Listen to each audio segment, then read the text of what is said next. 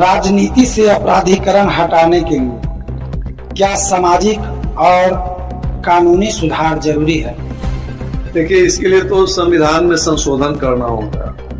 हमारे यहाँ संविधान है कि जेल से भी आप चुनाव लड़ सकते हैं। आप सोचिए कि एक चपरासी बनने के लिए आचरण सर्टिफिकेट देना होता है, एक सिपाही के लिए आपको एसपी से आचरण देना है कि आप पर कोई केस मुकदमा नहीं है, आप स्वच्छ छवि के हैं। एक साधारण किरानी बनने के लिए आपको आचरण की जरूरत है। लेकिन ये हैरत की बात है कि आपको एमएलए, एमपी, एमएलसी बनने के लिए कोई आचरण की जरूरत नहीं है।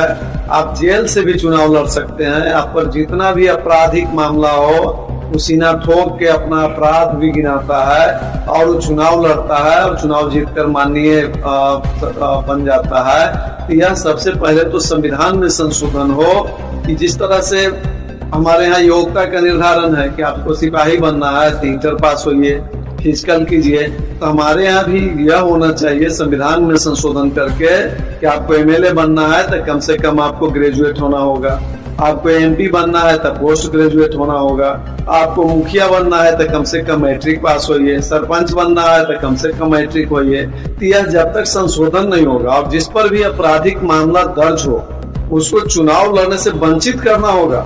नहीं तो यह जब तक संविधान में संशोधन नहीं होगा, जेल से चुनाव लड़ेगा और क्रिमिनल्स पैसे के बल पर, देखिए आज जो चुनाव हो रहा, यह चुनाव कोई आम व्यक्ति नहीं लड़ सकता। आम व्यक्ति के बस की बात नहीं है। अब 5-7 करोड़ दे के और जब लोग टिकट खरीदेगा, जब वो पार्टी में, हम एक पार्टी में एक व्यक्ति के लिए गए थे बात कर, और राष्ट्रीय पार्टी है, हम पार्टी का नाम नहीं लेना चाहेंगे, उसका एक संगठन प्रभारी है उत्तर प्रदेश में, उसको हमसे बात किया कि आप कुछ पार्टी फंड में कुछ जमा करवा दीजिए, 1.5 करोड़ रुपया जमा करवाइए तब हम आगे बात करेंगे।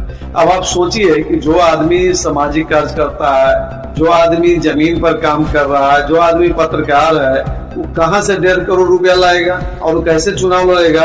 यह कहीं न कहीं लोकतंत्र को मखौल उड़ाया जा रहा है और इस पर चुनाव आयोग को भी सोचना चाहिए, इस पर इलेक्शन कमीशन को भी गंभीरता से सोचना चाहिए। इसलिए हम आपके लोकप्रिय चैनल के माध्यम से बिहार के, देश के सभी सम्मानित मतदाताओं से अपील करते हैं, उनसे हाथ जोड़ के प्रार्थना करते हैं कि आप कभी भी अपराधी को, जब आप एक शादी करने जाते हैं तो आप बहू नहीं ला सकते हैं क्रिमिनल को, अब हम दामाद नहीं क्रिमिनल उतार सकते हैं।